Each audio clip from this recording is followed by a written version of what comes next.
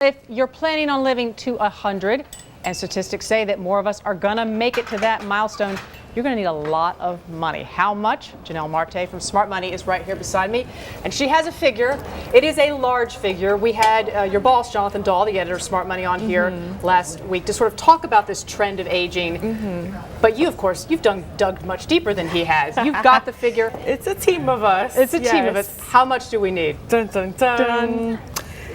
The figure we've come up with is $3.5 million over a lifetime. $3.5 million in change to deal with everything we need over our lifetime. For someone who's living up to 100, which, as we know, is happening much more these days. Now, let's break it down. I mean, when we're in our 60s, where is this money going? Where are we spending it? You bring up a good point, right? So people are living longer, retirement is being stretched out. We need more money to cover all of those costs. But of course, your spending and your habits are going to change depending on what age you're at, right? So think about it. In the early years, probably you'll see that you'll spend a lot more because you want to start. This is the time that these are the golden years. You want to take that trip that you've been planning. You want to buy the yacht. You want to invest in the second home. I want to buy the yacht if you're able to. So yeah, there's a lot of trips. Trips are a big thing in the. So spending on the fun stuff in your 60s, while you at least are still pretty mobile and you're in shape and you can do things, and this is early in your retirement. You've got all the energy.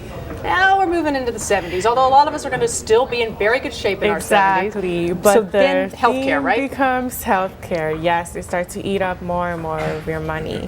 Let's see. And your mortgage, I assume, would be less in your 70s. By that point, your house is probably maybe paid off. Hopefully, right. That's the goal. Is that housing tends to take up less of your budget and more of your money goes. You're still spending a lot of money on entertainment at this time, right? Buying electronics, spending on your pets, going to the movies, things like that.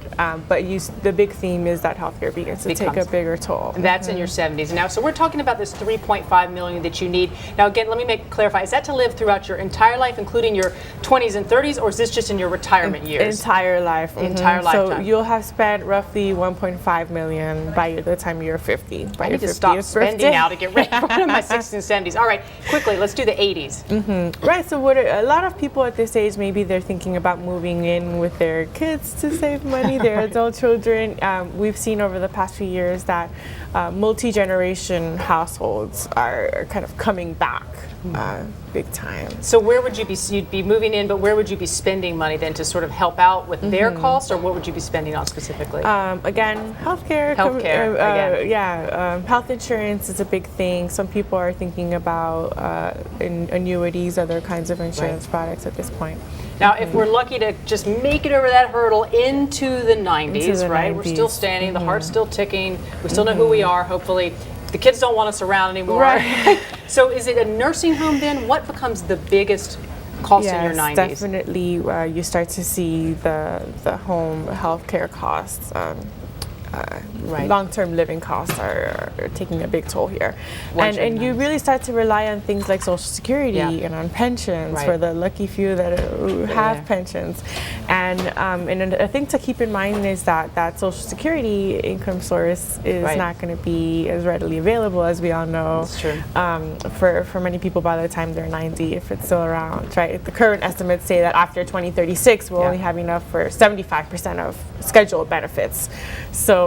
And of course, with healthcare still improving, I mean, I've had 3 grandparents live into their 90s. One grandfather is still alive, in incredible shape. He owns 2 homes, and he's still having to pay to keep those homes up. So depending on who you are, you could have other expenses creeping on there. Great reporting by you guys. More on smartmoney.com. Thanks so much, Jonnelle.